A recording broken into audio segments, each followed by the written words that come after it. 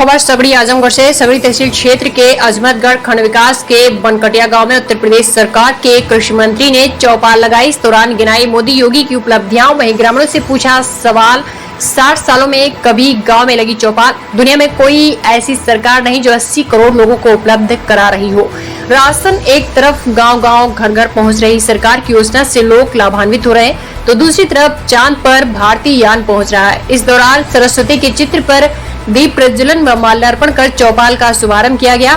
वहीं शासन द्वारा संचालित योजनाओं को विभागीय अधिकारी के द्वारा बताया गया। वहीं ग्राम का परिचय जिला विकास अधिकारी संजय सिंह ने कराया। इस दौरान उन्होंने गाँव की आबादी 2254, कुल परिवार 385, साक्षरता दर 81%, सामुदायिक भवन 1 व 3 आंगनबाड़ी केंद्र के साथ गांव में संचालित अंग्रेजी माध्यम के विद्यालय जिसमें 144 छात्र छात्राओं को डीबीटी माध्यम से लाभान्वित किया गया।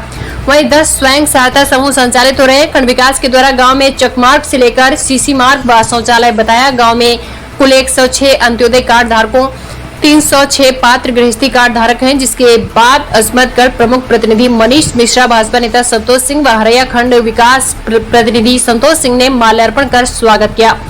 इस दौरान 8 चयनित व्यक्तियों को प्रभारी मंत्री के द्वारा कृषि किट का वितरण किया गया।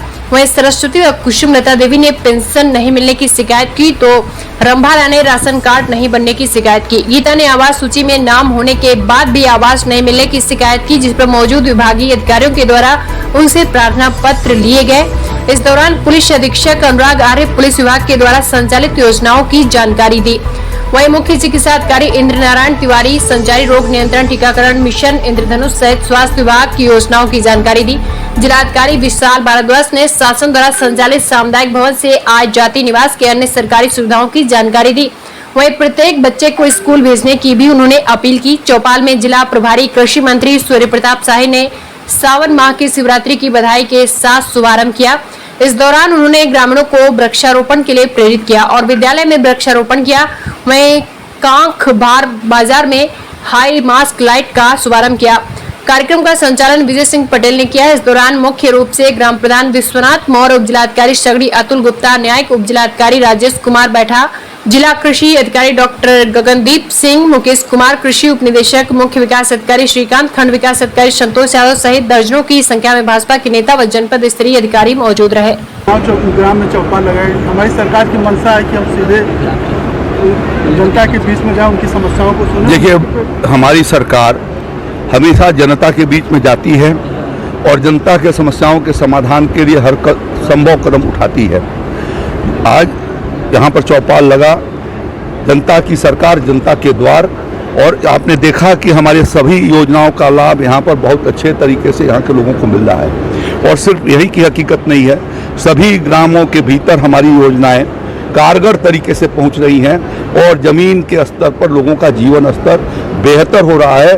उनको सुख सुविधा दिए जाने का कार्य हमारी मोदी जी की सरकार और योगी जी की सरकार कर रही है। कृषि विभाग किसानों के लिए क्या कर रहा है कि जिससे उनकी आमदनी दुगनी हो और ज़्यादा से ज़्यादा?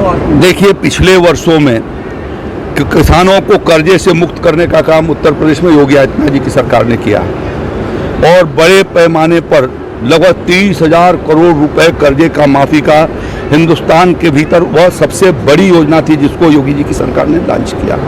उससे किसान दबाव से मुक्त होकर के, कर्जे के दबाव से मुक्त होकर के अपने खेती को अच्छे तरीके से करना लगा।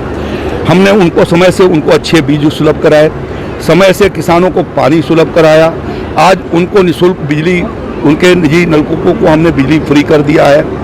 सरकारी कोई सिंचाई उनसे महसूल नहीं लिया जाता है और साथ साथ में उनके उत्पादन को बड़े पैमाने पर खरीद करके बेहतर कीमत मिल सके, एमएसपी के पर से भी ज़्यादा कीमत मिल सके, इसको सरकार ने सुनिश्चित किया है। आज स्वयं मार्केट के भीतर किसान के उत्पाद एमएसपी से ऊपर गए, यही हमारा लक्ष्य था कि किसान को सही कीमत मिलने लगे, शोषण से वो मुक्त हो जाए। और आज उसकी पूरे प्रदेश में ऐसी स्थिति है और बेहतर, और जो रिपोर्ट आई है वो रिपोर्ट में इस बात की है कि दूना से भी अधिक आमदनी हुई है।